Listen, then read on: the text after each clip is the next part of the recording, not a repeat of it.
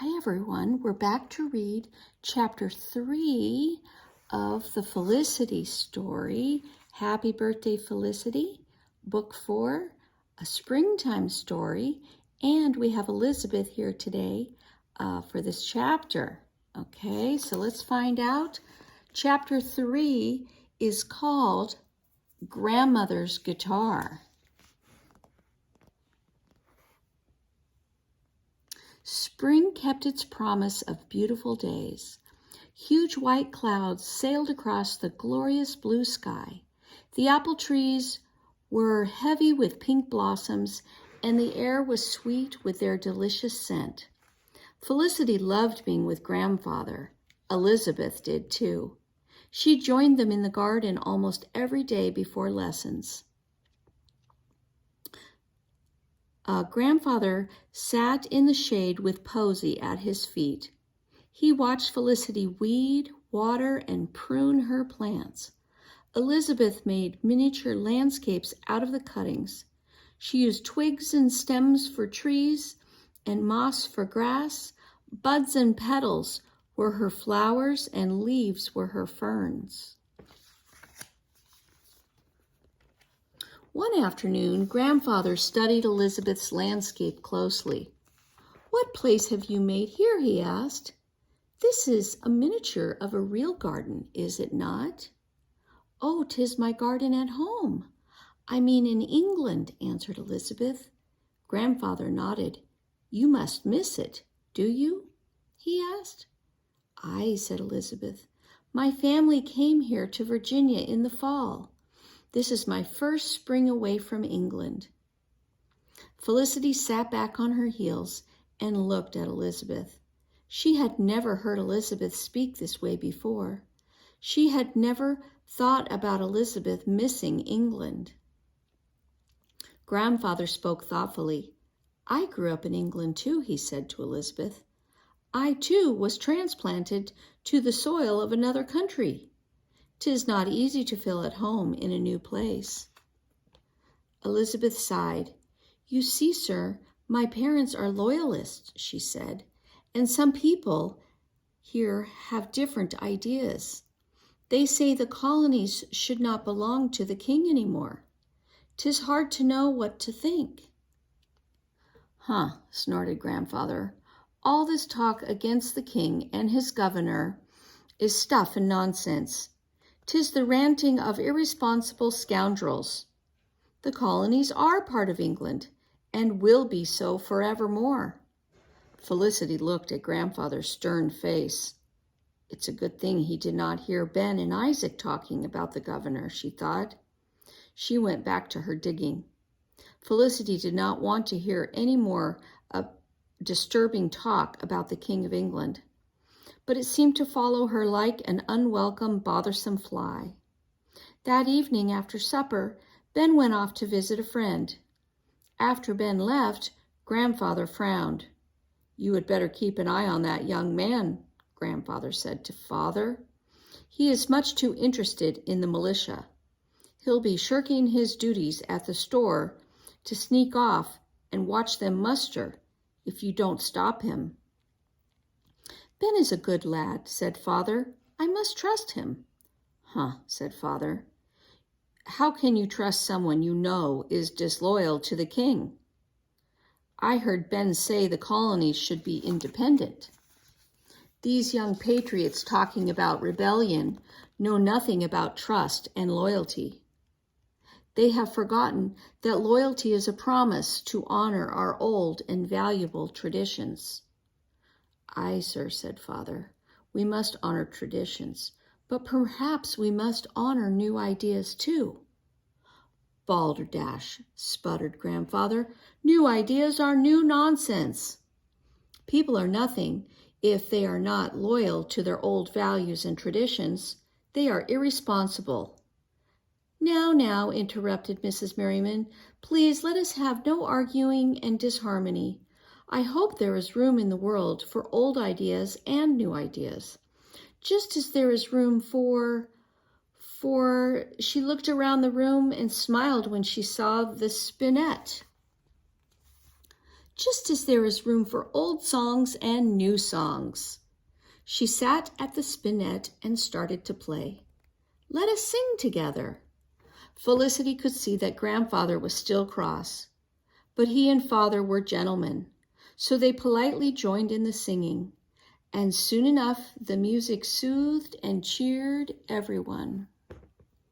Felicity, my dear, said Grandfather, you have a fine voice.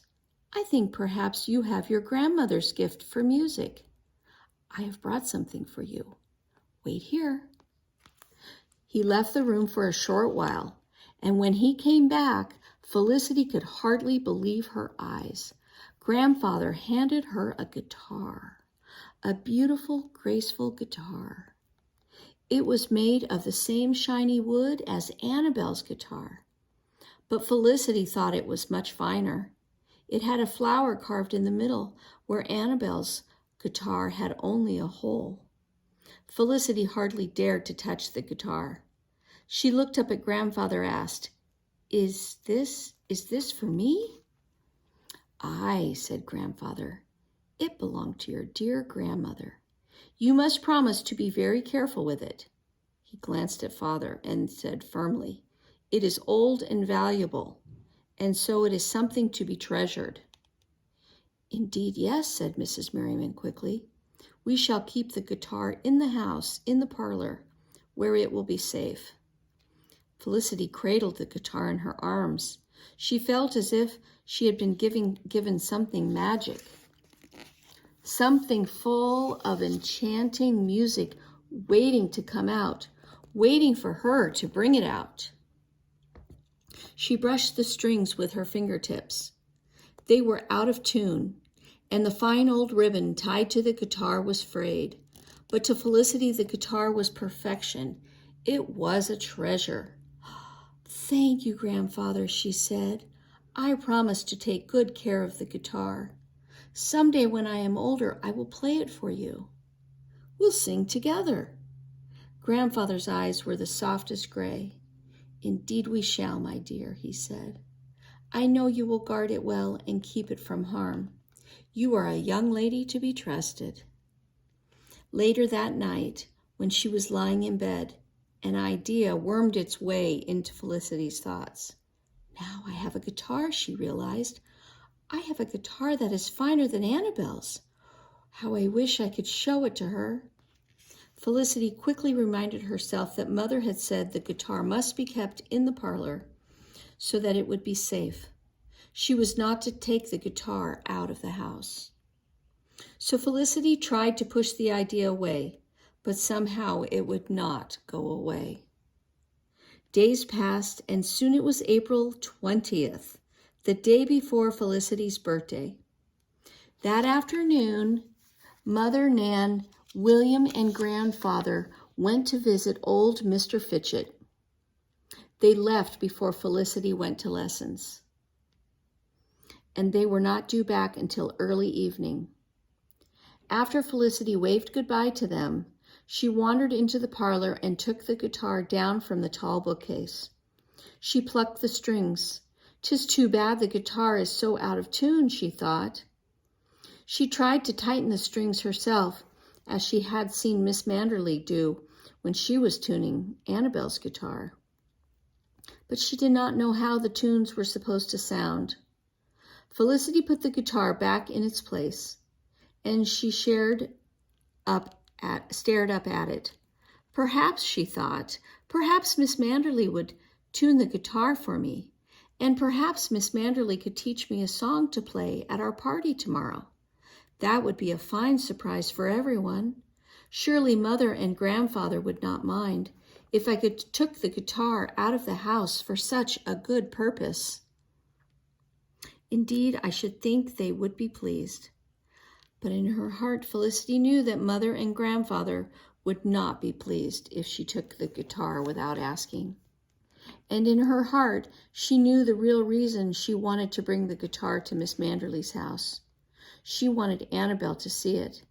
She wanted to make Annabelle jealous. Quickly, before she could think more carefully, Felicity took the guitar down from the bookcase again. Her hands were cold as she carried it out the door and along the street. She had a sickly feeling in the bottom of her stomach that she was doing something wrong. But she walked briskly to her lessons, as if she could leave the feeling behind her. Elizabeth gasped when Felicity entered Miss Manderly's parlor. "Oh, Lizzie," Elizabeth exclaimed, "you brought your grandmother's guitar? The guitar you told me about? It is beautiful." Felicity knew Annabel was staring at the guitar as she handed it to Miss Manderly. "My grandfather gave me this guitar," Felicity said proudly. "I was wondering if you might tune it for me." Miss Manderly smiled. "I should be pleased to. This is a fine old instrument, Felicity." And she tuned the strings and then strummed a few chords. "Hear the depth of sound it has, such a rich tone." She handed the guitar back to Felicity. "Guard this well," she said. "It is a work of art." Felicity said Annabel in a sweet voice, "I did not bring my guitar. May I hold yours? I will show you how to play a tune." "Thank you, Annabel," Felicity said politely, "but I think Miss Manderly and I must be the only ones to hold the guitar. 'Tis very old and very precious. I promised to be most careful with it." "Indeed," said Annabel, and she looked at the guitar with a little pout on her face. Then she looked away. Felicity turned to Miss Manderly. "Would you teach me to play a little, Miss Manderly?" she asked. "Just a chord or two, or a short tune?" Felicity held the guitar, and Miss Manderly placed her fingers on the strings. It was more difficult to make music than Felicity had thought, but she tried very hard, and the old guitar seemed eager to sound beautiful. "You have a good ear with a firm touch, Felicity," said Miss Manderly. "When you are old enough for serious lessons, you will do well." Annabel pretended not to hear, but Felicity knew she was listening because her pout grew poutier. When lessons were over, Annabel flounced out ahead of Elizabeth and Felicity. Felicity smiled to herself. "Annabel is envious of my guitar," she thought. Felicity was pleased. She had forgotten about the sickly feeling in her stomach. Okay, and that is the end of chapter 3. Next time we will read chapter 4.